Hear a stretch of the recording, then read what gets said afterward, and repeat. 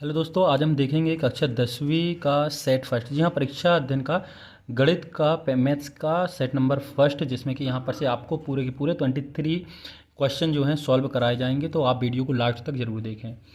जैसे कि हम बात करें क्वेश्चन नंबर फर्स्ट की, choose the correct option and right. तो यहाँ पर से चूज़ द करेक्ट ऑप्शन देखिए, यहाँ पर से जो चूज़ द करेक्ट ऑप्शन है, यहाँ पर से 6 क्वेश्चन है और 6 क्वेश्चन के जो है आंसर यहाँ पर से गिवन है, या जो क्वेश्चन है वो दिए हुए हैं, उनके आंसर जो है यहाँ पर आपको दिए हुए हैं। तो इनको सॉल्व करने की ज़रूरत नहीं है। उसके बाद से फिल इन द ब्लैंक्स है, और इस फिल इन द ब्लैंक्स के भी आपको यहाँ पर से जो है आंसर दिए हुए हैं। मोस्टली जो कि ऑब्जेक्टिव से एमसीक्यू हैं वो या तो फार्मूले से लिए गए हैं या फिर से डेफिनेशन से लिए गए हैं। तो ये समझाने वाली चीज़ नहीं है, ये आपको याद करना पड़ेगा। हम डायरेक्ट चलते हैं क्वेश्चन नंबर 6 में। जी हाँ, क्वेश्चन नंबर 6 है, express the number 156 as a product of its prime factor. तो 156 का आपको प्राइम फैक्टर्स के रूप में इसको लिखना है, शो करना है। तो हम देखते हैं इसका सॉल्यूशन। गिवन नंबर है 156। इसका प्राइम फैक्टर आपको निकालना है। तो प्राइम फैक्टर निकालने के लिए हम क्या करेंगे, सिर्फ इस तरीके को फैक्टर आप इसको निकाल लेंगे। 156 का फैक्टर बात करें तो 2 से जाएगा, 2 से 1 जा 40, 2 8 जा 16, 2 3 जा 6 एंड 2 9 जा। अब ये जाएगा 3 से, तो ये 3 1 जा 3 3 जा, और अब ये जाएगा 13 से, तो 13 1 जा 13। तो यहाँ पर से देखिए ये इसका फैक्टर टूट गया है। तो आप इसको लिख सकते हैं इस तरीके से, 156 is equal to 2 into 2 into 3 into 13, 2 की पावर 2 इंटू 3 इंटू 13, ये आपका आंसर है। तो इस तरीके से आपको इसको प्राइम फैक्टर में करना था। इसका देखिए इसी का और है, उसका और दिया हुआ है, find the LCM and HCF of the following integers by the applying prime factorisation method. तो प्राइम फैक्टराइजेशन मेथड का यूज़ करके आपको इनका एलसीएम और एचसीएफ फाइंड करना है। तो इसी का और का था, इसकी और का सॉल्यूशन है। नंबर है आपके 12, 15 एंड 21। तो जिस तरीके से हमने यहाँ पर इसके फैक्टर निकाले हैं, इस तरीके से इन तीनों के फैक्टर आप यहाँ पर निकाल लेंगे। तो जब हम इनका फैक्टर निकालेंगे तो देखिए फैक्टर होता क्या है, फैक्टर कैसे निकालेंगे। तो फैक्टर होगा आपका 12 का अलग अलग निकालेंगे, तो ये 12 का हो जाएगा 2 6 जा, 2 3 जा एंड 3 1 जा। 15 का यदि आप फैक्टराइजेशन करोगे तो ये हो जाएगा 3 से, 3 5 जा 15 एंड 5 1 जा 5। और 21 का यदि आप करते हैं तो ये हो जाएगा 21 है, ये 3 से जाएगा, 3 7 जा एंड 7 1 जा 7। अब इनका पेयर बना ले, देखिए इस तरीके से फैक्टराइजेशन। तो 12 का हो गया आपका 2 इंटू 2 इंटू 3, ये 3 है। उसके बाद हम 15 की बात करें तो ये हो गया 3 इंटू 5। 21 की बात करें तो ये हो गया 3 इंटू 7। एस सी एफ क्या होता है, जो कि पेयर के रूप में होते हैं। तो देखिए यहाँ पर भी आपको कहाँ दिख रहा है, कुछ दिख रहा है आपको जो कि तीनों में हो, है ना, जो आपका तीनों में। तो देखिए 3 जो है यहाँ पर भी है, 3 यहाँ पर भी है, और ये 3 यहाँ पर भी है। और कोई ऐसा नंबर है जो तीनों में हो, तीनों के फैक्टर में हो, नहीं है। तो एस सी एफ हमारा हो गया 3। अब हम निकालते हैं एल सी एम। तो एल सी एम देखो क्या निकालेंगे, ये 3 सब में है तो हम इसको सिर्फ एक बार लेंगे। उसके बाद जो सिंगल सिंगल है तो उसको आपको सिंगल सिंगल लेना है। तो 2 इंटू 2 है, तो 2 इंटू 2 इंटू 5 इंटू 7। भाई ये 3 एक बार लेना है क्योंकि पेयर के रूप में है। भाई 2 इंटू 2 5 इंटू 7 जो बचा हुआ है उसको आपको यहाँ पर ले लेना है। तो आपका आंसर हो जाएगा, ये देखो 3 2 2 जा 4 इंटू 5 इंटू 7, और आगे मल्टीप्लिकेशन करेंगे, 5 4 जा 20, 23 जा 60 इंटू 7। 60 में यदि आप मल्टीप्लाई करेंगे, 60 में मल्टीप्लाई करेंगे 7 का, तो हो जाएगा 420। तो आपका आंसर आ गया, एलसीएम आ गया आपका 420 और 4 से 420, एंड एचसीएफ आपका आ गया 3। ये आपका आंसर। देखते हैं अगला क्वेश्चन। क्वेश्चन नंबर 7 है, find the zeros of the quadratic polynomial. से एक पॉलिनोमियल है, इसका आपको जीरोस फाइंड करना है, the relations between the zeros and the coefficient. तो वेरीफाई भी करना है रिलेशन को। करते हैं। क्वेश्चन नंबर 7 है, गिवन पॉलिनोमियल्स है, गिवन पॉलिनोमियल्स है आपकी x² plus 7x plus 10 is equal to 0। इसको फैक्टराइज करते हैं तो ये हो जाएगा x² plus 5x plus 2x, 5 2 जा 10 और 5 plus 2 is equal to 7। Is equal to 0। इन दोनों से आपका x कॉमन आ जाएगा, फर्स्ट टू टर्म से इन दोनों टर्म से x कॉमन आ जाएगा तो यहाँ बचेगा x+5। अब इन दोनों से 2 कॉमन आ जाएगा तो यहाँ बचेगा x+5 इज इक्वल टू 0। अब देखिए इस पूरे इक्वेशन से आपको फिर से x+5 कॉमन मिल जाएगा, यहाँ भी है और यहाँ भी है, तो ये हम लिख सकते हैं x+5, तो यहाँ बचा x+2 इज इक्वल टू 0। एक बार इसके इक्वल में 0 करके लिखेंगे तो ये हो जाएगा x+5 is equal to 0, then x is equal to -5। एक बार x+2 इज इक्वल टू 0 करके लिखेंगे तो हो जाएगा x इज इक्वल टू -2। ये आ गया x इज इक्वल टू -2, ये दोनों जीरोस हो गए। अब देखिए हम निकालते हैं सम ऑफ जीरोस। तो सम ऑफ जीरोस मतलब इन दोनों का एडिशन, तो -5 and -2 is equal to -7। And product of zeros यदि हम निकालेंगे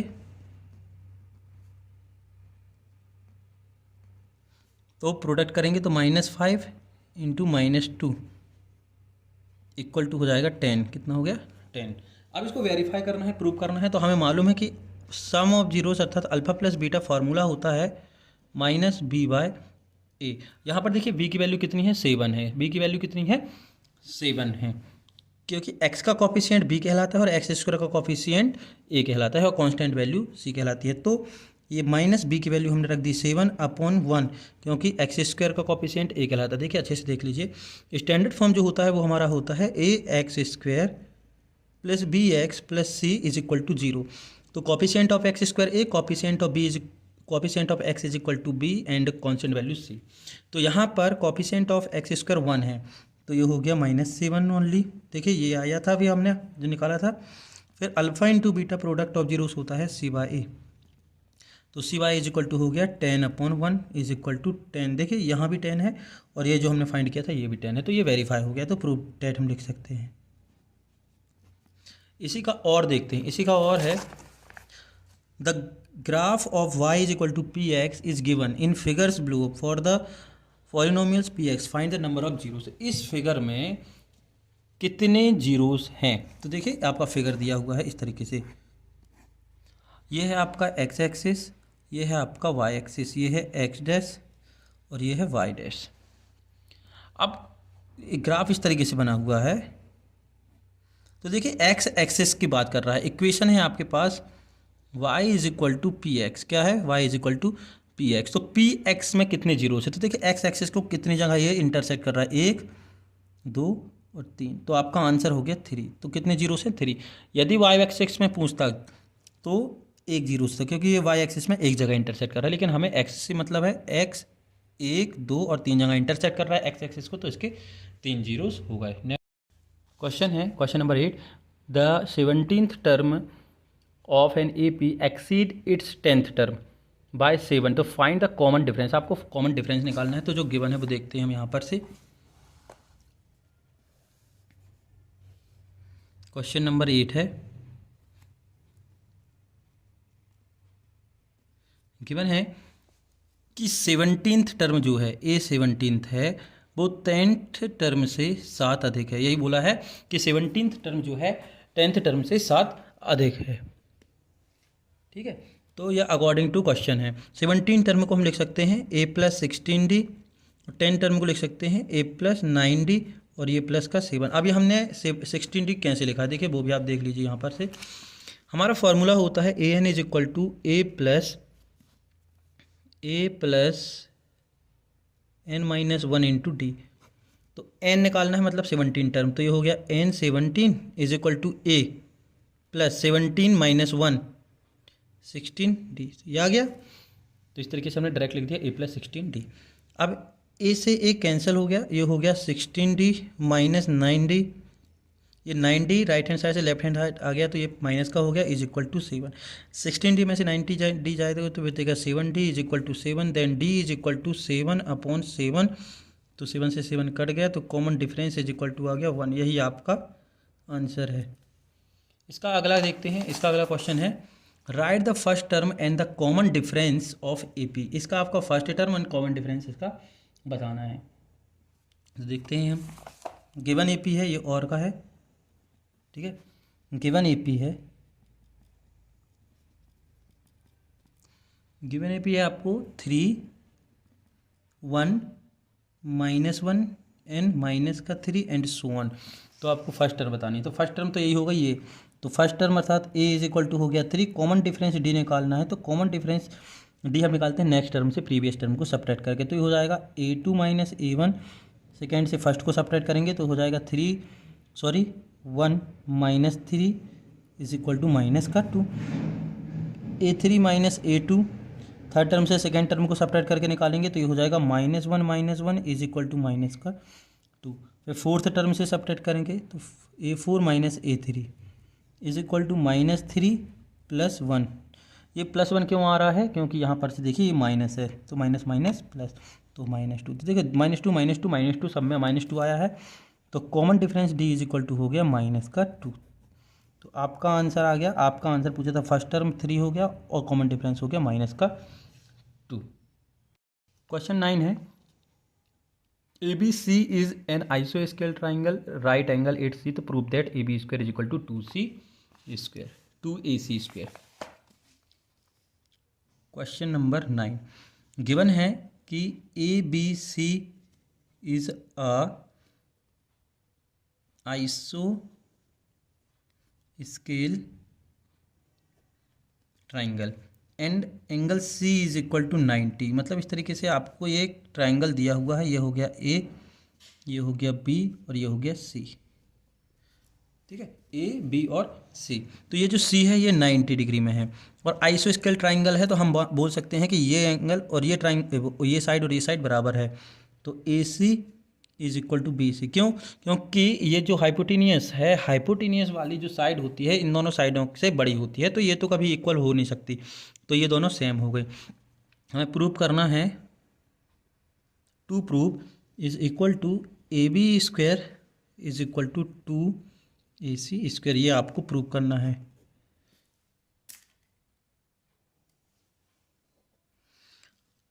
इन a triangle ABC, in triangle ABC, in triangle ABC में पाइथागोरस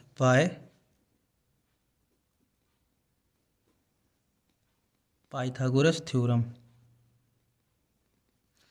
इसमें हम पाइथागोरस थ्योरम लगाएंगे तो ये हो जाएगा AB का square is equal to AC का स्क्वायर प्लस BC का स्क्वायर। पाइथागोरस थ्योरम होती क्या है, ये होती है H का square is equal to B का स्क्वायर प्लस P का स्क्वायर, हाइपोटेनियस का square is equal to base का स्क्वायर प्लस परपेंडिकुलर का स्क्वायर, तो हमने यहाँ पर लिख लिया, तो ये AB स्क्वायर। अब देखिए हमें गिवन है कि AC और BC की वैल्यू सेम है और हमें सिद्ध करना है, प्रूव करना है AC, तो AC ही रहेगा और AC की जगह BC की जगह हम लिख सकते हैं AC का होल स्क्वायर, क्योंकि AC और BC दोनों बराबर हैं। तो यहाँ चाहे तो आप लिख सकते हैं, किस रीजन से आपने कर दिया कि गिवन है, तो AB square is equal to AC square plus AC square, ये हो गया 2AC स्क्वायर। देखिए अब ये 2AC स्क्वायर क्यों लिख सकते हैं, देखिए कहीं अगर आपको लिखा है A प्लस A तो आप इसको क्या लिखेंगे 2A, यही लिखेंगे, तो सेम कंडीशन है कि ये AC स्क्वायर एक और ये सेकेंड AC स्क्वायर, तो टोटल कितने हो गए 2AC स्क्वायर, यही आपको प्रूव करना था, तो ये प्रूव्ड हो गया। देखते हैं इसी का और क्वेश्चन नंबर 9 का और है ये स्टेट थेल्स थ्योरम, जी स्टेटमेंट लिखना है थेल्स थ्योरम की, तो क्या है वो देखते हैं हम। देखिए ये है आपकी थेल्स थ्योरम, कह रहा है Thales theorem if a line is drawn the parallel, मान लीजिए कि कोई एक ट्राइंगल है, इस तरीके से कोई एक ट्राइंगल है, इसको नाम दे दिया हमने A B और C। तो if a line is a drawn parallel to on one side, इस ट्राइंगल के 3 साइड में से किसी एक साइड के पैरेलल यदि हम एक लाइन खींचे, मान लीजिए कि हम BC के पैरेलल एक लाइन खींच रहे हैं, ये ठीक है, BC के पैरेलल हमने एक लाइन खींची, साइड ऑफ ट्राइंगल तो intersect the other 2 sides in distinct point, तो ये दोनों साइडों को देखो, यदि हम किसी ट्राइंगल के एक साइड के पैरेलल कोई लाइन खींचते हैं तो ये बाकी अदर 2 साइडों को अलग अलग पॉइंट पर इंटरसेक्ट करती है, इसको हमने नाम दे दिया E और इसको नाम दे दिया F। तो देखिए ये पर इंटरसेक्ट डिस्टिंक्ट पॉइंट्स पर क्या कर रही है, इंटरसेक्ट कर रही है, distinct points, other 2 sides are the divided in the same ratio, तो यहाँ पर जो रेशियो बनेगा वो सेम होगा। ये बोलता है आपका थेल्स थ्योरम। थेल्स थ्योरम क्या कहता है, यदि आप किसी ट्राइंगल में किसी साइड के पैरेलल यदि आप लाइन खींचते हैं तो ये खींची गई लाइन इन दोनों साइडों को, बाकी की बची दोनों साइडों को समान रेशियो में या इक्वल रेशियो में डिवाइड करेगी। तो ये हो जाएगा आपका ए ई अपॉन बी ई। भाई A E upon B E is equal to A F upon F C. Ratio समान होता है। ये जरूरी नहीं है कि इसी के पैरेलल आपको खींचना है। जैसे कि यदि कोई आपको ट्राइंगल दिया है, ये देखिए ये ट्राइंगल है आपका ए बी और सी, तो मान लीजिए कि यदि हम ए बी के पैरेलल लाइन खींचे, देखिए यदि आप ये कोई ट्राइंगल है, यदि हम ए बी के पैरेलल कोई लाइन खींचे, अभी हमने बी सी के पैरेलल, तो ए बी के पैरेलल यदि हम लाइन खींचेंगे इस तरीके से, तो ये बी सी को ई पॉइंट पर और ए सी को एफ पॉइंट पर इंटरसेक्ट करेगी, तो इनका जो रेशियो होगा वो सेम होगा। ये है आपकी थेल्स थ्योरम। क्वेश्चन नंबर 10 है find the distance between the points. तो इन दोनों पॉइंटों के बीच में आपको डिस्टेंस फाइंड करती हैं। तो गिवन पॉइंट्स हैं। Question number 10, given points are एक को मान लिया पी क्यू की वैल्यू है 0 एंड 0, एंड एक को मान लिया क्यू, तो इसकी वैल्यू है 36 एंड 15। तो फर्स्ट पॉइंट के कोऑर्डिनेट होते हैं x1 y1 और इसके होते हैं x2 y2। तो यहाँ पर हम लिख सकते हैं x1 is equal to 0 and y1 is equal to 0, x2 is equal to 36 and y2 is equal to 15। Distance formula होता है P Q is equal to under root of, ये P Q is equal to under root of x2 minus x1 का whole square plus y2 minus y1 का whole square. ये distance formula होता है। आपको इन दोनों पॉइंट की डिस्टेंस फाइंड करनी, तो हम वैल्यू पुट कर देंगे। अब यहाँ पर x2 की वैल्यू कितनी है आपकी 36, तो 36 माइनस 0 का होल स्क्वायर प्लस y2 की वैल्यू है 15, 15 माइनस 0 का whole square is equal to 36 में से 0 जाएगा तो 36 का होल स्क्वायर प्लस ये 15 का होल स्क्वायर 36 का स्क्वायर हो जाएगा 1296 प्लस 15 का स्क्वायर हो जाएगा 225। इन दोनों को आप ऐड करेंगे तो आपका हो जाएगा 15 21, 6 5 11, 9 2 11 और 1 12, 2 2 4 1 5, 15 21। ये स्क्वायर रूट होता है कितने का 39 इंटू 39, तो ये 39 से बाहर निकल गया। ये आपका answer.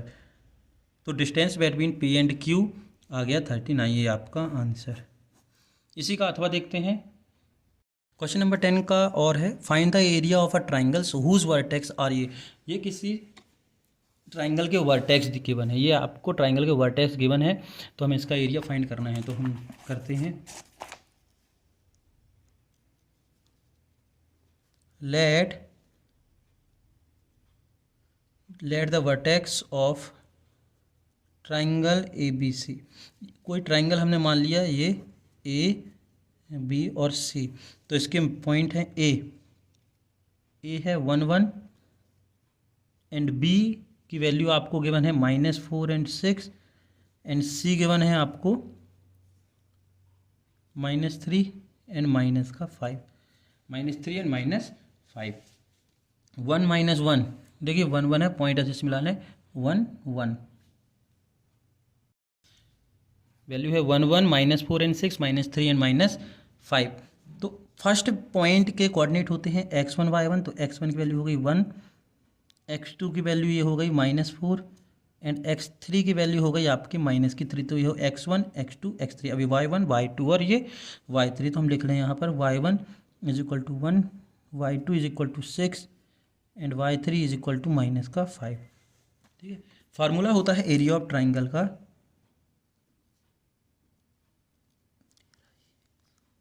Area of triangle is equal to 1/2 x1 y2 minus y3 plus x2 y3 minus y1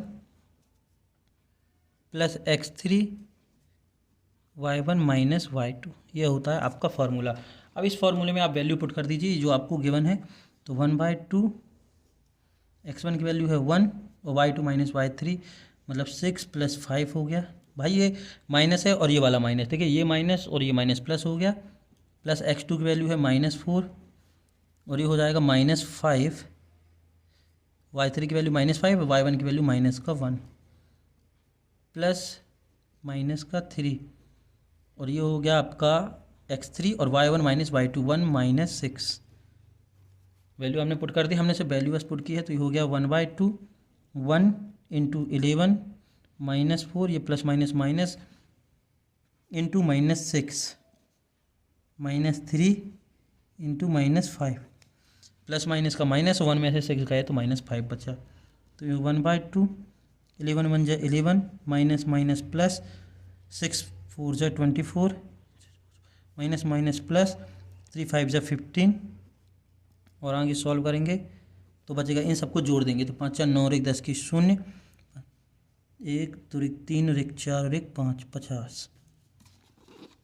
कितना आ गया ये 50। देख लीजिएगा कहीं गलती गलती ना हो। तो 5 + 4 1 0 10 2 + 1 3 3 + 1 4 और 1 5 तो ये 2 से कैंसिल हो जाएगा 25 टाइम। तो आपका आंसर आ गया square unit area of triangle, ये आपका आ गया। देखते हैं हम इसका अगला क्वेश्चन है, if Q is equidistance from P and R तो find the value of X, also find the distance QR and PR। QR और PR भी आपको फाइंड करना है चूँकि Q से इन दोनों की डिस्टेंस जो है सेम है। सॉल्व करते हैं, देखिए क्वेश्चन क्या दिया है अच्छे से। गिवन पॉइंट्स 11 है, ये है गिवन पॉइंट्स आर Q दिया है 0 1, P गिवन है आपको 5 - 3 एंड R आपको गिवन है X और 6। अब देखिए क्वेश्चन क्या कह रहा है कि if Q is equi distance from P and Q, तो Q से इन दोनों की जो डिस्टेंस है वो सेम है। Q से मतलब इस तरीके से लिखा है कि ये जो Q है इससे इसकी P की और R की जो डिस्टेंस है PQ और PR सेम है। तो अकॉर्डिंग टू कंडीशन तो हम निकालेंगे यहाँ पर से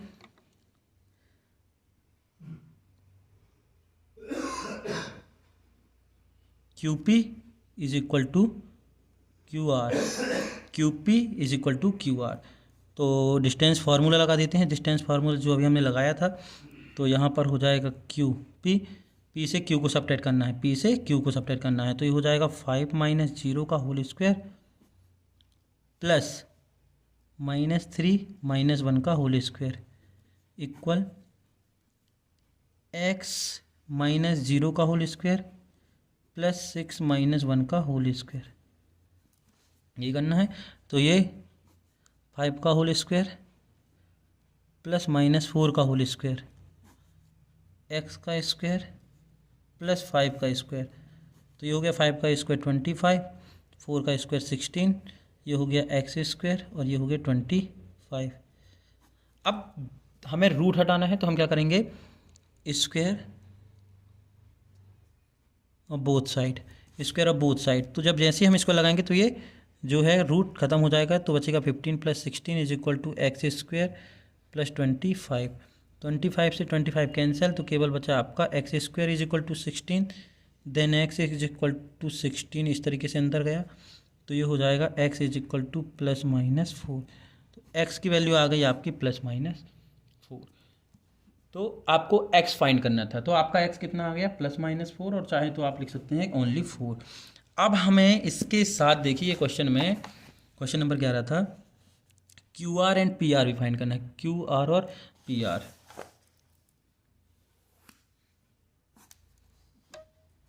तो QR फाइंड करते हैं तो QR इज इक्वल टू, देखिए यहाँ कहीं दिया है QR नहीं दिया है तो QR फाइंड करते हैं। QR ये है, QR ये पॉइंट दिया है QR का, ये QR तो हम डायरेक्ट यहीं लिख लेते हैं क्योंकि हमने एक बार कर लिया है। तो ये देखो सॉल्व करने पर कितना है एक्स स्क्वायर प्लस 5 स्क्वायर, तो x की वैल्यू रखने तो ये हो जाएगा 4 का स्क्वायर, प्लस भी रखेंगे तो वही आएगा और माइनस भी रखेंगे तो वही आएगा, तो ये हो गया 5 का स्क्वायर, 4 का स्क्वायर 16, 5 का स्क्वायर 25, इनको जोड़ोगे तो ये हो गया 6 5 11 की 1 तो 3 और 1 4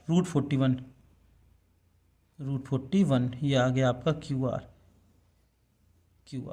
आपको निकालना है QR के अलावा और एक चीज़ और निकालनी थी, वो फाइंड करना है आपको पी आर। क्या फाइंड करना है? पी आर, क्यू आर और पी आर। तो क्यू आर तो आपका आ गया, अब पी आर निकालते हैं। तो देखिए यहाँ पर से पी आर निकाला, नहीं निकाला, तो पी आर ये निकालना है, पी आर। ठीक है, क्या निकालना है? ये देखिए, ये पी आर निकालना है। आर से पी को सब्ट्रैक्ट कर दीजिए, आर से पी को। भाई पी आर मतलब बाद वाले बिंदु से पहले वाले बिंदु को सब्ट्रैक्ट करते हैं, हमेशा याद रखिएगा। तो ये हो जाएगा एक्स माइनस 5 का होल स्क्वायर प्लस 6 प्लस 3 का होल स्क्वायर, एक्स माइनस 5 का होल स्क्वायर। तो एक्स की जगह वैल्यू पुट कर दीजिए 4, तो ये हो जाएगा 4 माइनस 5 का होल स्क्वायर प्लस 9 का होल स्क्वायर। ये हो गया 6 minus 5 is equal to minus 1 का होल स्क्वायर प्लस 81। 9 का स्क्वायर 81 इज इक्वल टू 1 का स्क्वायर 1, 81 का 81 इज इक्वल टू रूट 82। ये आपका आंसर, ये आ गया आपका पी आर। तो पी आर आ गया रूट 82, क्यू आर आ गया आपका 41 रूट 41, और एक्स की वैल्यू आपकी आ गई 4, एक्स की वैल्यू प्लस माइनस 4। देखिए यहाँ चाहें तो आप, अभी हमने प्लस रखा था, आप चाहें तो माइनस भी रख सकते हैं, तो 81 और 81 हो जाएगा। ठीक है, तो ये आपका आंसर है। क्वेश्चन नंबर 11 का और है, find the ratio in which the Y axis divided the line segment joining the point 5 minus 6 and 1 minus 4। Given है, गिवन पॉइंट है, मान लीजिए कि P कितना है 5 माइनस 6 एंड Q गिवन है आपका -1 एंड -4। तो ये हो गया आपका x1 is equal to 5, y1 is equal to -6, x2 is equal to -1 and y2 is equal to -4। ये आपकी वैल्यू गिवन है। तथा y एक्सिस पर मान लीजिए कि ये कोई लाइन सेगमेंट है। क्या है? लाइन सेगमेंट हमने माना है इसको P और इसको Q। इस पर कोई पॉइंट है P और ये किस पर है? y एक्सिस पर। तो y एक्सिस पर पॉइंट होगा ये, क्योंकि x की वैल्यू 0 होती है, y एक्सिस पर x की वैल्यू जो है वो 0 होती है। तो a, ये जो P है, इस P का पॉइंट दिया है, Q का पॉइंट दिया है, और ये जो P है इन दोनों को डिवाइड कर रहा है। ये नहीं मालूम कि किस रेशियो में, तो हमने मान लिया कि m1 m2 रेशियो में वो डिवाइड कर रहा है। तो इस P के पॉइंट हो गए 0 और y। 0 y क्यों हो गया? क्योंकि y एक्सिस की बात हो रही है, तो y एक्सिस में x की वैल्यू 0 होती है। तो ये सब गिवन है। तो let the ratio are m1 ratio m2। तो फॉर्मूला होता है, ये x की वैल्यू हो गई 0, तो x की वैल्यू हो गई 0, x की वैल्यू कितनी हो गई? 0। देखो यहाँ दिख रहा है y एक्सिस में x की वैल्यू 0 होती है, x is equal to 0 on y axis, on y axis. तो सेक्शन फार्मूला लगाते हैं, x is equal to m1 x2 plus m2 x1 upon m1 plus m2। x की वैल्यू कितनी दी है? 0। m1 की वैल्यू फाइंड करना है, x2 गिवन है आपको, कितना दिया है? -1 प्लस m2 आपको फाइंड करना है, x1 दिया है 5 upon m1 plus m2। Cross multiplication होगा तो ये पूरा 0 हो जाएगा, क्योंकि किसी भी नंबर का 0 के साथ मल्टीप्लाई 0 हो जाता है। इसका मल्टीप्लिकेशन करेंगे तो -m1 और ये हो जाएगा +5m2। ये -m1 इस तरफ जाएगा तो ये हो जाएगा +m1 is equal to 5m2। हमें चाहिए m1/m2, तो ये हो गया m1/m2। ये m2 इसके डिनोमीटर में आ गया, तो ये हो गया 5/1। तो रेशियो आ गया आपका m1 ratio m2 is equal to 5:1। ये आपका आंसर। नेक्स्ट है question number 12, evaluate the 2 tan square 45 cos square 30 minus sine square 60 दिया है। क्वेश्चन नंबर 12 आपको फाइंड करना है 2 tan स्क्वायर 45, कहाँ दिए, कहाँ गया ये 2 tan square 45 plus cos square 30 minus sine square 60। तो टेबल से देखकर आपको इसकी वैल्यू लिखनी है, टेबल से आपको देखकर इसकी वैल्यू लिखनी है। तो देखिए यहाँ पर से 2 tan square 45 plus cos square 30 minus sine square 60। 2 tan square यानी कि tan 45 की वैल्यू होती है 1, तो ये 1 का स्क्वायर, क्योंकि इस पर स्क्वायर लगा है। cos 30 की वैल्यू होती है √3/2 तो इसका भी स्क्वायर माइनस इसकी वैल्यू होती है कॉस साइन 60 की वैल्यू होती है √3/2। आप टेबल यहाँ पर देख सकते हैं, तो टेबल देखेंगे तो आपको पूरी वैल्यू पता चल जाएगी। 2 × 1 क्योंकि 1 का स्क्वायर 1 प्लस ये हो गया 3/4। कभी भी रूट वाले नंबर पर स्क्वायर लगता है तो रूट खत्म हो जाता है, तो ये हो गया 3/4 माइनस 3/4। ये माइनस का और प्लस का 3/4 कैंसिल, तो 2 × 1 = 2, ये आपका आंसर। इसी का और देखते हैं। और दिया है इफ 10a = cot b तो प्रूव दैट a + b = 90। आपको प्रूव करना है, ठीक है। प्रूव करना है आपको। टू प्रूव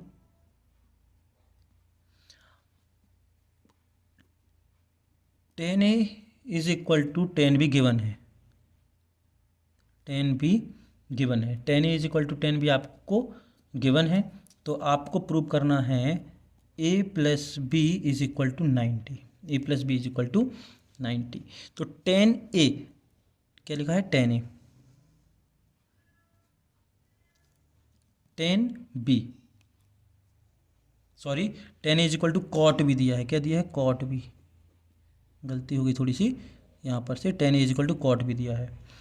cot ये दिया है cot b, 10a = cot b। cot b को हम क्या लिख सकते हैं, cot b को लिख सकते हैं 10 90 - b। देखिए 10 90 - थीटा = क्या होता है, cot थीटा, यही होता है। तो इस cot थीटा को हमने 10 के टर्म में लिख किया। 10 90 - थीटा = cot थीटा, और यहाँ cot थीटा था, थीटा की जगह क्या है, b है। तो हमने cot थीटा को 10 के टर्म में लिख लिया, 10 90 - थीटा, और थीटा की जगह b लिख दिया।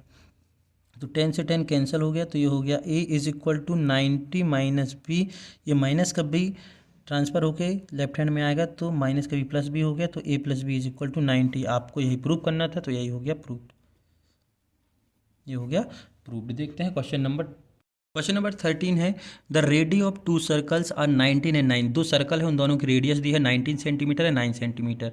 Find the radius of the circle which has the circumference equal to the sum of circumference of the 2 circle से। तो सीधी सी बात, क्वेश्चन क्या है अच्छे से देख लीजिएगा। यहाँ पर हम आपको बता दें क्वेश्चन क्या कह रहा है। क्वेश्चन कह रहा है कि 2 सर्कल हैं इस तरीके से, एक की रेडियस है 19 सेंटीमीटर और दूसरा सर्कल है जिसकी रेडियस है 9 सेंटीमीटर। इन दोनों के सर्कमफेरेंस को ऐड करोगे तो बड़े वाले सर्कल की सर्कमफेरेंस के मान के बराबर होगा, ठीक है। मतलब से पहला सर्कल है 19 सेंटीमीटर का, दूसरा सर्कल है 9 सेंटीमीटर का। इन दोनों की सर्कमफेरेंस को यदि आप ऐड करोगे तो सर्कमफेरेंस का फार्मूला होता है 2πr। इसकी रेडियस r1 मान ली, और ये हो गया 2πr, इसको मान लिया r2, और इसको मान लिया 2πR। तो इन दोनों के सर्कमफेरेंस को जोड़ने पर बड़े सर्कल के सर्कमफेरेंस की वैल्यू के मान के बराबर आता है। तो आपको इस बड़े सर्कल की रेडियस फाइंड करनी है, ठीक है। समझ में आया? तो देखिए आप क्या करते हैं, यहाँ पर से जो दिया है, गिवन है r1 = 19 centimetre and r2 = 9 centimetre. ये दिया है 19 और 9 centimetre. And according to let the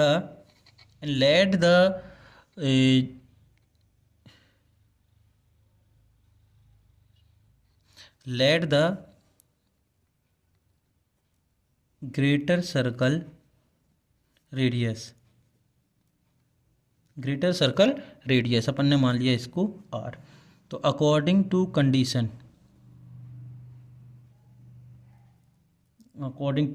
condition क्या कह रहा है कि बड़े वाले का जो सर्कमफेरेंस है वो छोटे वाले दोनों के सर्कमफेरेंस के सम के बराबर है, ये बोल रहा है। ये पहले का हो गया, ये सेकेंड का हो गया। तो 2πr = दोनों से 2π कॉमन आ गया, अंदर बचा r1 + r2। तो 2π से 2π कैंसिल, केवल बचा r = r1 + r2। तो ये हो गया r, और r1 r2 की वैल्यू रखेंगे तो 19 + 9 सेंटीमीटर, तो r = 28 सेंटीमीटर। ये आपका आंसर। तो बड़ा रेडियस जो होगा वो होगा 28 सेंटीमीटर का।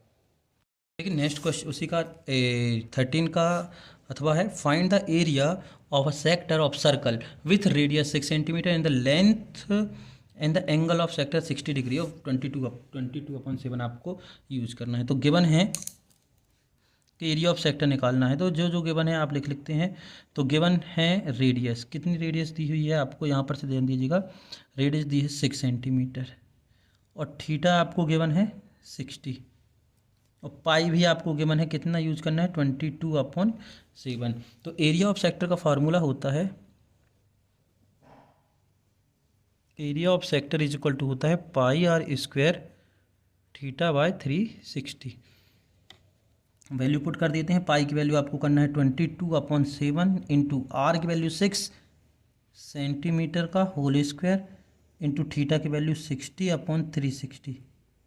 ये कैंसिल हो गया 6 टाइम और ये हो गया 36। तो ये हो गया आपका 22/7 इंटू 36 सेंटीमीटर स्क्वायर।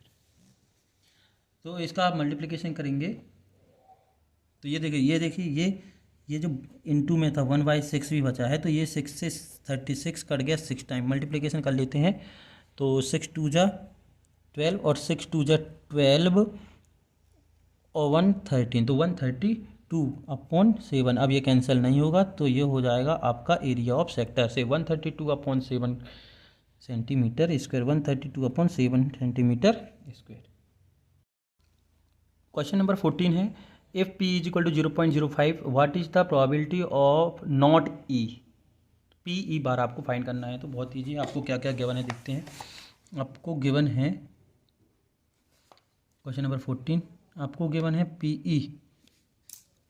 ई गिवन है 0.05। आपको फाइंड करना है पी ई बार। फॉर्मूला होता है P E bar is equal to 1 minus P E. तो वैल्यू पुट कर देते हैं। तो P E bar not E is equal to 1 minus 0.05। इसको सब्ट्रैक्ट करेंगे तो ये हो जाएगा आपका 0.95। ये आपका आंसर। इसी का है नेक्स्ट है, लिखा है Harpreet tosses 2 different coins similarly what is the probability that she gets at least 1 head. 2 सिक्के एक साथ हरप्रीत उछाल रही है, ठीक है, 2 सिक्के एक साथ हरप्रीत उछाल रही है। तो इसका और है ये, तो टोटल आउटकम्स कितना हो जाएगा, तो NS हो जाएगा आपका 4। कितना हो जाएगा NS 4। अब देखो वो होता कैसे है 4। अब 4 ऐसे हो जाएगा, 2 सिक्के एक साथ उछालेगी तो क्या क्या पॉसिबिलिटी बनेगी। तो या तो दोनों में हेड हो सकता है, या एक में हेड दूसरे में टेल हो सकता है, या पहले में हेड दूसरे में हेड हो सकता है, या दोनों में टेल हो सकता है। 2 सिक्के यदि एक साथ उछालती है हरप्रीत तो ये कंडीशन बन सकती है, तो दोनों में एक साथ हेड आएगा, या एक फर्स्ट में हेड सेकंड में टेल आएगा, या फर्स्ट में टेल सेकंड में हेड, या दोनों में टेल आएगा। तो एनी, अब क्वेश्चन था कि कम से कम एक हेड आए। तो देखो एक हेड कम से कम किस में आ रहा है, 1 2 3, 3 पॉसिबिलिटी है जिसमें कम से कम हेड आएगा ही आएगा। तो हम लिखेंगे एनी, तो एनी इज इक्वल टू हो गया 3। तो हमें निकालना है पी ई। तो पी इज इक्वल टू होता है any favourable outcomes upon total outcome. तो ये हो गया 3/4, ये पी ई, ये आपका आंसर। क्वेश्चन नंबर 15 है, a lot of 20 bulb containing 4 defective one. से एक पैकेट है जिसमें कि 20 बल्ब है, 20 बल्ब में 4 बल्ब जो है खराब हैं, डिफेक्ट हैं। तो 1 bulb is drawn it the random from the lot. उनमें से एक बल्ब यदि हम निकालते हैं तो what is the probability that this bulb is defective. तो वो निकाला गया जो बल्ब है वो खराब होगा या डिफेक्ट होगा, ये आपको बताना है। तो हम देखते हैं,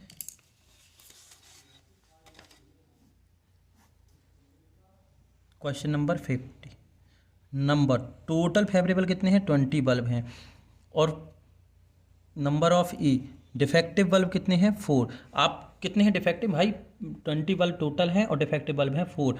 तो आपको निकालना है पी ई डिफेक्टिव बल्ब। यदि निकाला गया बल्ब डिफेक्टिव होगा तो ये हो जाएगा NE/NS is equal to 4/20 is equal to 1/5। ये आपका आंसर। तो यदि हम उन 20 बल्ब में से एक बल्ब निकालें और वो बल्ब खराब हो, डिफेक्ट हो, तो उसकी प्रोबेबिलिटी है 1/5। 15 कदवा है कि 1 card is drawn from a well shuffled deck of 52 cards, तो calculate the probability that the card will be N S. Total कितने हैं NS, टोटल NS है 52 कार्ड्स हैं। एन एस कितने होते हैं, इक्के कितने होते हैं, 4, एस मतलब इक्के, ठीक है, इक्के 4 होते हैं। तो उन 52 में से 52 कार्ड्स में से यदि आप एक कार्ड्स निकालते हैं तो वो इक्का होगा। इसकी क्या प्रॉबिलिटी है, तो ये हो जाएगी PE is equal to NE upon NS। तो होगा इस 4/52, तो कैंसिल करते हैं इसको, तो ये हो जाएगा 1/30। 4 से 1 कैंसिल हो जाएगा, 4 1 जा 4, 4 3 जा 12। तो ये आपका आंसर, तो प्रोबेबिलिटी ऑफ 1 इज कार्ड, ये आपका आंसर। नेक्स्ट क्वेश्चन देखते हैं। नेक्स्ट है क्वेश्चन नंबर 16 है, find the roots of the following equation. Equation दी है, आपको इसको रूट्स फाइंड करना है। ठीक है, तो गिवन इक्वेशन है आपके पास x plus 1/x is equal to 3। देखिए ये हमारा स्टैंडर्ड फॉर्म नहीं है, हमारा स्टैंडर्ड फॉर्म होता है ax² plus bx plus c is equal to 0। तो इस स्टैंडर्ड फॉर्म में हम इसको चेंज करेंगे, इस स्टैंडर्ड फॉर्म में हम चेंज करेंगे। तो कैसे करेंगे, इसके डिनोमीटर में कुछ नहीं है तो हम इसको सॉल्व करेंगे एडिशन ऑफ रेशनल नंबर। तो एलसीएम आया आपका x, तो ये हो गया x² plus 1 is equal to 3। ये क्रॉस मल्टीप्लिकेशन होगा तो ये हो जाएगा x² plus 1 is equal to 3x। अब हमें राइट हैंड में 0 चाहिए रहता है स्टैंडर्ड फॉर्म में, तो ये उठ के इस तरफ लेफ्ट हैंड में आ जाएगा। तो ये हो जाएगा x² minus 3x plus 1 is equal to 0। अब ये देखिए हमारा स्टैंडर्ड फॉर्म से कंपेयर कर लीजिए, बन गया। तो compare to the standard form, तो x² का कॉफिशिएंट a कहलाएगा, तो हम लिख सकते हैं a इज इक्वल टू 1 क्योंकि x² के साथ कुछ नहीं है, और b is equal to -3। Standard form हमेशा पॉजिटिव होता है, जब हम कंपेयर करेंगे तो b की वैल्यू कॉफिशिएंट ऑफ x जो है -3 आ गई। c की बात करेंगे तो c इज इक्वल टू हो जाएगा 1। अब हमें रूट्स निकालना है, तो हम निकालते हैं, फार्मूला यूज़ करते हैं। तो फार्मूला होता है x is equal to -b plus minus under root of b² minus 4ac upon 2a। अब यहाँ पर आप वैल्यू रख दीजिए ए बी सी की, तो b की वैल्यू है -3, तो ये माइनस और ये -3। देखिए ये पहले से ही फॉर्मूले में माइनस है और b की वैल्यू माइनस है, तो हमने इसको ब्रैकेट में लिख लिया। ये हो गया plus minus under root of -3 का होल स्क्वायर माइनस 4, a की वैल्यू 1 और c की वैल्यू 1 अपॉन 2 इंटू 1। और हम सॉल्व करेंगे इसको x से, तो माइनस माइनस प्लस 3 हो गया, plus minus under root of 3 का स्क्वायर हो गया 9, 9 माइनस 4, 4 1 जा 4, 4 1 जा 4, तो 9 माइनस 4 अपॉन 2। ये हो गया 3 plus minus under root 9 minus 4 is equal to under root of 5 upon 2। ठीक है, ये कितना हो गया अंडर रूट 5, क्योंकि 9 में से 4 जाएगा तो 5 बचेगा। अब देखिए ये जो आंसर है ये आपका आंसर हो गया। एक बार प्लस में लिखेंगे तो 3 प्लस रूट 5 अपॉन 2 आंसर आएगा, एक बार माइनस में लिखेंगे तो 3 माइनस रूट 5 अपॉन 2 आंसर आएगा। अब चूंकि ये स्क्वायर रूट नंबर नहीं है तो ये बाहर नहीं निकलेगा, ये रूट के अंदर ही रहेगा, ये आपका आंसर। क्वेश्चन नंबर 16 का और है, find the discriminant of the quadratic equation 2x² minus 4x plus 3 is equal to 0। आपका इसको डिस्क्रिमिनेंट फाइंड करना है and hence find the nature of its root, और उसका नेचर आपको बताना है कि वो रियल वैल्यू रखता है या नहीं रखता है। तो देखिए हम सॉल्व करते हैं इसका। अथवा आपका इक्वेशन है, गिवन इक्वेशन है आपका 2x² minus 4x plus 3 is equal to 0। तो स्टैंडर्ड फॉर्म होता है ax² plus bx plus c is equal to 0। तो compare to the standard form, इसे कंपेयर करेंगे तो a की वैल्यू आ जाएगी 2, देखिए x² का कोफिशिएंट 2 है, एंड b की वैल्यू आ जाएगी -4 एंड c की वैल्यू आ जाएगी आपकी 3, c is equal to 3। Discriminant d is equal to होता है b² माइनस 4ac। तो d निकालते हैं, d is equal to b² minus 4 का whole square minus 4 into 2 into 3, 4 का स्क्वायर 16 माइनस 4 2 ज़ा 8, 8 3 ज़ा 24। और इससे हम यदि 16 से 24 सब्ट्रैक्ट करते हैं, 16 से 24 सब्ट्रैक्ट करते हैं तो आपका आएगा 8। कितना आएगा 8 माइनस का 8। भाई 16 से 24 सब्ट्रैक्ट करेंगे तो सब्ट्रैक्ट तो होता नहीं है, तो 24 से 16 सब्ट्रैक्ट करना है, तो 24 से 16 आप सब्ट्रैक्ट करेंगे तो 8 बचेगा, और बड़े नंबर पर जो है ग्रेटर नंबर पर माइनस का साइन है तो यहाँ माइनस आएगा, तो यह आ गया आपका d। अब आपको इसका नेचर बताना है, तो when D is a less than zero, D की वैल्यू यदि डी की वैल्यू जीरो से छोटी होती है मतलब नेगेटिव होती है। भाई डी से जीरो, जब हमने नंबर लाइन पढ़ी थी, देखिए हम आपको यहाँ बता दें, तो देखिए ये जीरो है, अगर हम इस तरफ जाते हैं तो ये पॉजिटिव वैल्यू मिलती है और इस तरफ जाते हैं तो नेगेटिव वैल्यू मिलती है। तो मतलब ये वैल्यू जीरो से छोटी है। तो जीरो से छोटी का मतलब ये है कि जब जीरो से छोटी हो मतलब से डी की वैल्यू नेगेटिव, तो डी की वैल्यू नेगेटिव है, तो roots are not a real, real roots आपको नहीं मिलेंगे, ये आपकी जो है नेचर है। क्वेश्चन नंबर 17 है, find the 31st term, find the 31st terms of an A P whose 11th term and 38 and 16 term is are 73। तो ये देखिए क्वेश्चन अच्छे से, 31st टर्म आपको फाइंड करनी है जिसमें कि 11th टर्म 38 दी है और 16 टर्म जो है 73 दी है। तो जो गिवन है हम उसका यूज़ करते हैं। ये है क्वेश्चन नंबर 17। क्वेश्चन नंबर 17 देखिए, क्वेश्चन नंबर 17 है, गिवन है 11th टर्म यानी कि ए 11th आपको गिवन है 38 और 16 टर्म ए 16 आपको गिवन है 73। फाइंड करना है ए 31 आपको फाइंड करना है। तो ए 11 को लिख सकते हैं आप, ए 11 इज इक्वल टू 38। तो ए 11 को आप लिख सकते हैं A plus 10d is equal to 38 and A 16 को लिख सकते हैं, ए 16 की वैल्यू है 73 एंड ए 16 को लिख सकते हैं A plus 15d is equal to 73। ठीक है, इसको नाम दे दिए इक्वेशन नंबर फर्स्ट और इसको एक नाम दे दिए इक्वेशन नंबर सेकेंड। अब देखिए ए 11 को ए प्लस 10d हमने कैसे लिखा देख लीजिए। तो देखो हमारे पास फॉर्मूला होता है A N is equal to A plus N minus 1 into D. हमें एन की वैल्यू जितनी रखनी है, जिस टर्म को आपको फाइंड करना है, तो हमें क्या करना है 11 टर्म। तो ये हो जाएगा A 11 is equal to A plus N minus 1, 11 minus 1 कितना हो गया 10d। तो आ गया ए प्लस 10d। इसी तरीके से हमने 16d को भी इस तरीके से लिख लिया। अब यहाँ पर से ये दोनों इक्वेशन जो हैं 2 वेरिएबल लीनियर इक्वेशन दिख रही हैं, जहाँ पर फर्स्ट वेरिएबल ए है, सेकेंड वेरिएबल डी है। तो हमने जो अभी 10th क्लास में ही 3rd चैप्टर में 2 वेरिएबल लीनियर इक्वेशन में एलिमिनेशन मेथड पढ़ी है, उसी मेथड का यूज करते हैं। तो इक्वेशन फर्स्ट से इक्वेशन सेकेंड सब्ट्रैक्ट कर देते हैं। तो ये हो जाएगा A plus 10d is equal to 38 और A plus 15d is equal to 73। तो ये हो गया माइनस माइनस माइनस, सब्ट्रैक्ट कर रहे हैं तो सभी माइनस लग गए। तो ए से ए कैंसिल, 10d से 15d गया तो बच्चा माइनस का 5d और 38 में से 73 गया तो बच्चा माइनस का 35। तो ये डी चाहिए है तो डी हो जाएगा माइनस 35 अपॉन माइनस का 5, ये कट गया 7 टाइम, माइनस माइनस भी कट गया तो डी इज इक्वल टू आ गया 7, कॉमन डिफरेंस आ गया 7।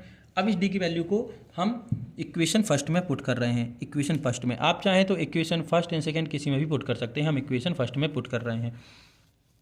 तो पुट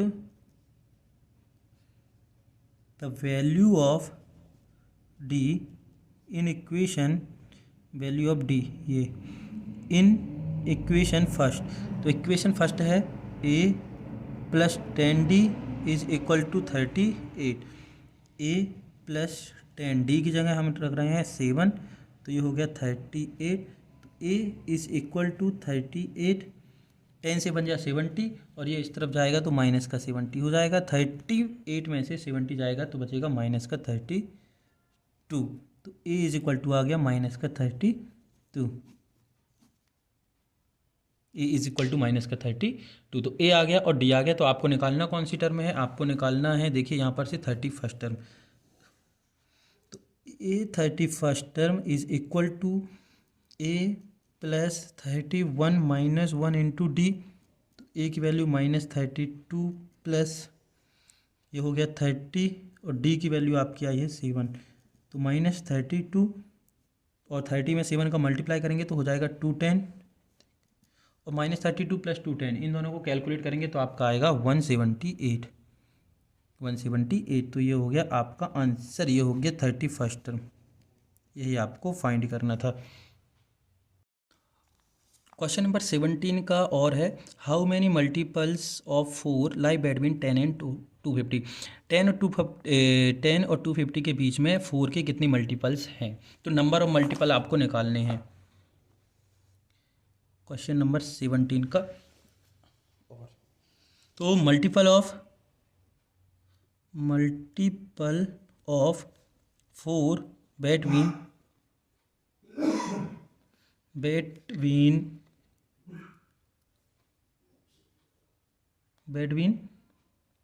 किसके 10 एंड 250।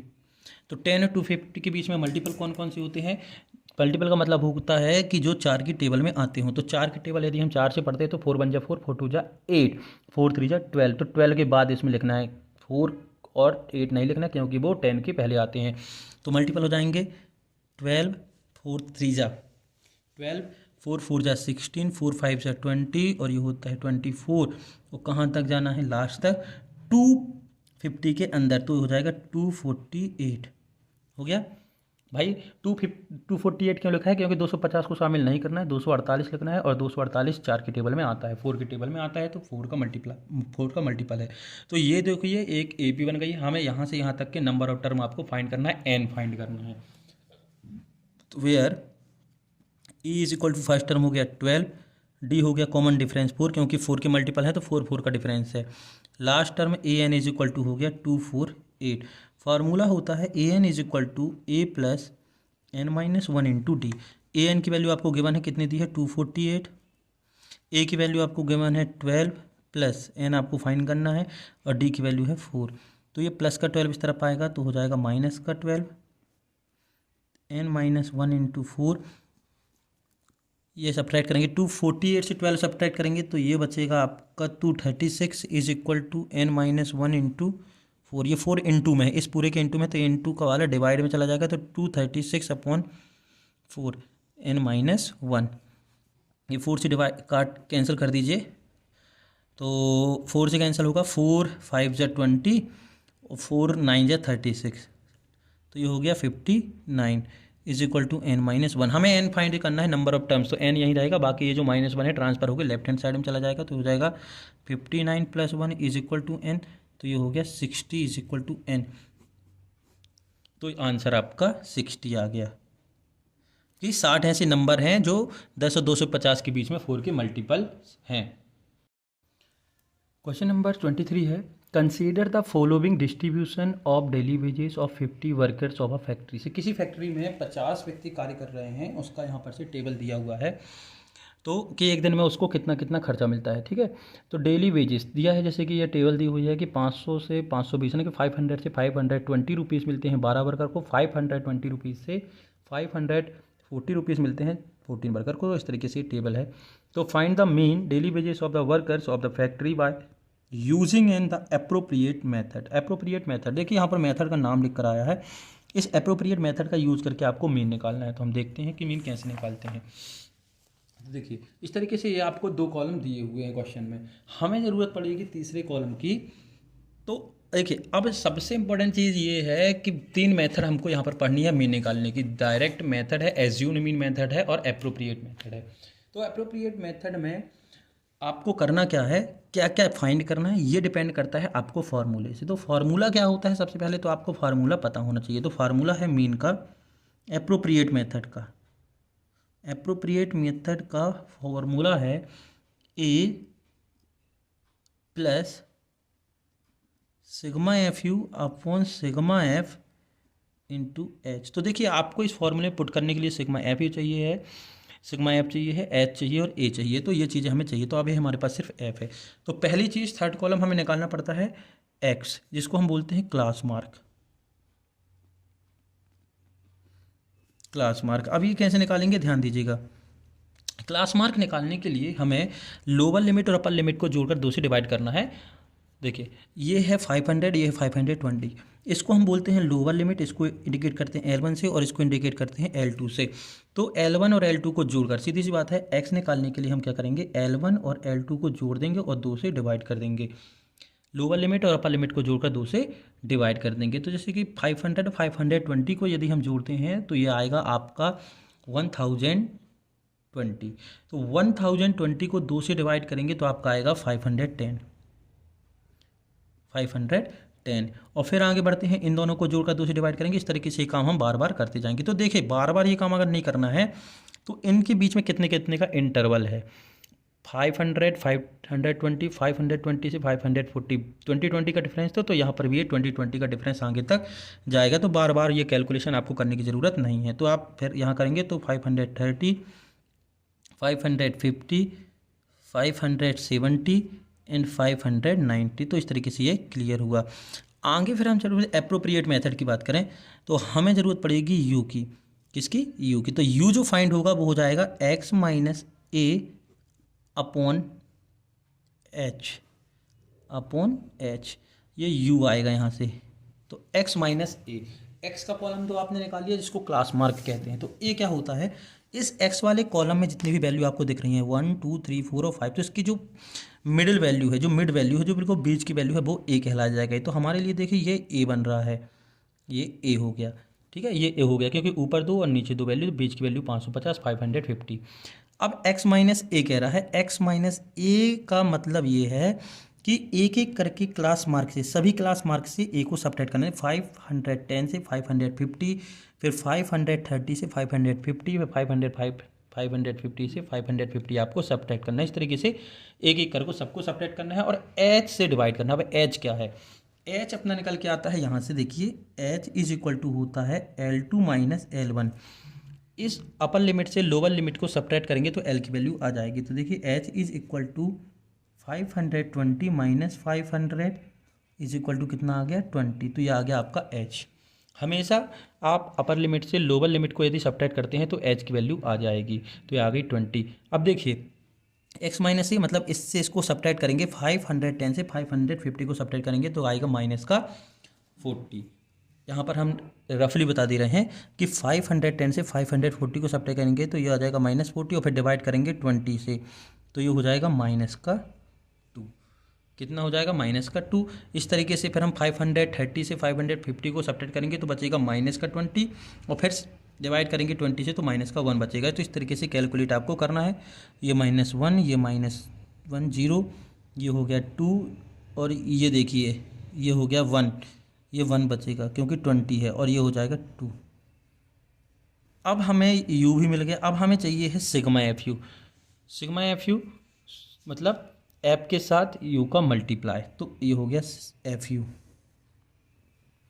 तो मल्टीप्लाई करते हैं हम एफ के साथ u का, तो ये है f और ये है u, तो हो गया 12 2 जा 24, 12 2 जा 24 और ये हो गया -14। अच्छे से ध्यान दीजिएगा, इस u वाले कॉलम का इस f वाले कॉलम के साथ मल्टीप्लाई करना, इससे कोई लेना देना नहीं है हमारा। और ये बीच की वैल्यू हो गई 0, अब ये हो गया 6 और ये हो गया 20। अब हमें निकालना है सिग्मा एफ यू, मतलब एफ यू वाले कॉलम में जितने नंबर हैं उन सब का सम। सिग्मा एफ यू का मतलब होता है इन सब का सम। तो पहले हम माइनस माइनस ऐड कर लेते हैं तो ये हो गया माइनस का 38 और प्लस प्लस ऐड कर लेते हैं तो ये हो गया 26। फिर इन दोनों को सॉल्व करेंगे तो आपका पास आएगा माइनस का 12 और ये कितना है sigma F is equal to 50। इस पूरे नंबर्स को जोड़ लिए तो 50। अब वैल्यू हम पुट करते हैं तो ए की वैल्यू है आपकी 550 प्लस सिग्मा एफ यू की वैल्यू है माइनस का 12 एंड सिग्मा एफ की वैल्यू है आपकी 50 इंटू एच की वैल्यू हमने निकाली थी 20। तो 0 से 0 कैंसिल, तो ये हो गया 1 550 माइनस 12 2 जा 24 अपॉन 5। ठीक है, ये देखो इसको हमने सॉल्व किया है, वैल्यू पुट कर दी, ये माइनस 0 से 0 कैंसिल हो गया और ये प्लस माइनस का मल्टीप्लिकेशन किया तो माइनस और 12 2 जा 24, 12 2 जा 24 हो गया। अब 550 माइनस 5 से इसको डिवाइड करते हैं, 5 4 जा 20, डेसिमल लगा दिया 4 हो गया तो 5 8 जा 40, तो ये हो गया 4.8। तो जब सब्ट्रैक्ट करेंगे तो ये हो जाएगा 545 इंटू 20 या 2 रुपीज़। ये आपका आंसर, ये आपका आ गया एक्स बार मतलब से मीन। तो इस तरीके से आपको एप्रोप्रिएट मेथड का यूज करना है। तो इसके और में एक क्वेश्चन है जिसमें कि आपको मॉड फाइंड करना है। तो वो आप प्रैक्टिस करिए। यदि आपसे नहीं आता है तो आप हमारी प्लेलिस्ट में जाकर से चैप्टर वाइज जो सॉल्यूशन दिया हुआ है वहाँ पर आप उसको देख सकते हैं।